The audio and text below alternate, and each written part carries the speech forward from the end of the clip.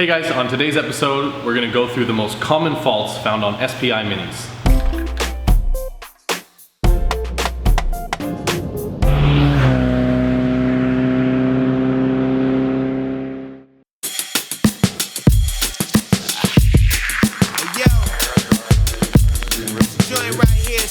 Alright, so we've got this beautiful SPI Mini in the shop right now. We're just doing a quick once over to it. It hasn't been running very great. It's been stalling sometimes when he's coming to a stop. As well, the engine's been moving around and whatnot. So we are going through it and we decided it'd be a good time to share with everybody exactly what we look for when a car comes in the shop, especially one of these SPI fuel-injected Minis.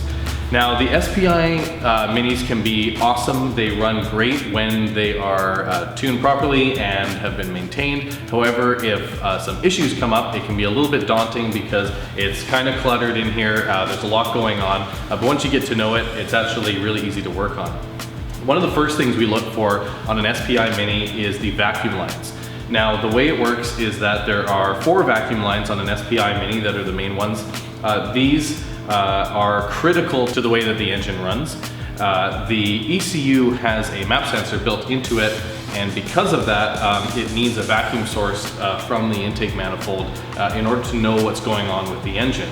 So the way it runs is that there's 2 vacuum lines from the bottom of the intake manifold here. They go up to a little fuel catch container. It looks like this. And what this does is it prevents the fuel vapors from going into the ECU, into the computer. So there's a little catch inside here. Sometimes these can be found to be cracked.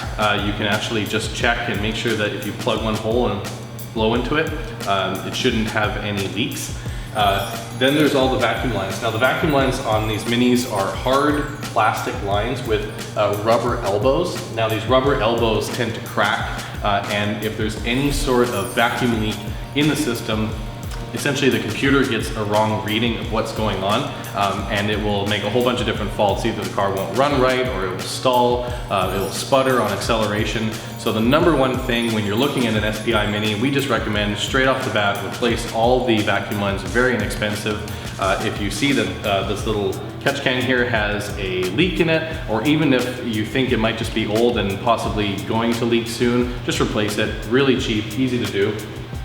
The next thing that we look at with these SPI Minis is anything to do with electrical. Now, as the Minis got older, they got to have more electrical add-ons. There's fog lights, air conditioning, radios, stereos, and the electrical system got more and more taxed because of that. So there's more wires, there's more to go wrong. And when you're looking for faults, it's just like any other car. The basics are look for bad grounds. That's the first and most common issue, especially on kind of old British cars. They get corroded and then things start not working anymore. And with Mini specifically, you want to check the fuse boxes. Now on the basic older Minis, they have a single fuse box with either 2 or 4 fuses in it. The problem is that even if you check the fuse box and the fuses are good, a lot of the times the fuse box itself can be bad. The piece that comes out of the fuse box that connects to the wire is riveted onto the back of the fuse box, and this rivet can often corrode or become loose and the connection is lost. So you'll look at the fuse and the fuse will look fine and clean, but the actual fuse box won't be making a proper connection. Again, these are super cheap, and whenever we're having electrical issues, one of the things we do is just replace the fuse box, put new fuses in it, make sure the wires are clean obviously, and put them all back together. That's of course after checking all the engine grounds, the grounds throughout the car. Speaking of electrical issues, if you're having any electrical issues with your lights, one of the first things that we look at is the hazard switch. Now on the Lucas wiring harness, they didn't use relays. In fact, the power actually runs through the switch right to the lights.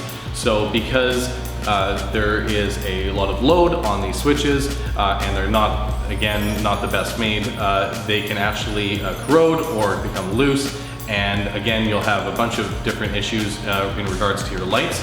So if you're having any issues, it's always recommended just buy a new switch, put it in, see if it fixes it. If not, you can continue your troubleshooting from there. So to recap, with these SPI Minis, go over the vacuum lines. They're extremely critical to how the car runs. Make sure that they're fresh. Make sure that the little fuel catch here is in good condition, not cracked. And if you're having electrical issues, Grounds are number 1, 2, Fusebox, replace the Fusebox, and anything to do with your lights, replace the hazard switch. Hopefully this video helped you out. If you like our videos, please like and subscribe below, really helps out our channel, and check out our Patreon page. We do all these videos on our spare time, and it really helps us out to be able to give you more content and be able to show you more stuff that we're doing at the shop. Yo, that story right there is just crazy.